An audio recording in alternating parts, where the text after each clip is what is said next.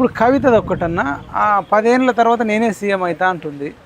ఏం చెప్తారు? అంటే మరి మీలాంటి వాళ్ళు ఉన్నారు, కవిత లాంటి లిక్కర్ స్కామ్లు అరెస్ట్ అయినా ఆమెనే 10 ఏళ్ళ తర్వాత సీఎం అవుతా అంటుంది.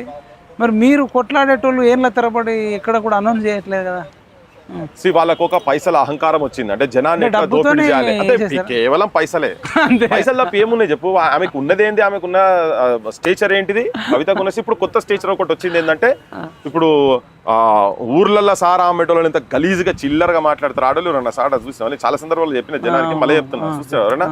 ఈమె జిల్లాలు కాదు రాష్ట్ర స్థాయికి వెళ్ళి, రాష్ట్రాల స్థాయికి వెళ్ళి, దేశ రాజధాని దాకా ఈమె లిక్కర్ రాని ఈమె రాజ్యాన్ని విస్తరించుకొని పోయి ఇట్లా సంపాదించిన పైసలతో బుర్జ్ ఖలీఫాల బంగ్లాలు, బయటి దేశాల ఫామ్ హౌజులు, డ్రీమ్ హౌజులు, పెద్ద పెద్ద విల్లాలు, సముద్రం ఇట్లా సముద్రం ఒడ్డున ఎకరాల భూములట. ఓ పెద్ద కథ ఆమెది కథ.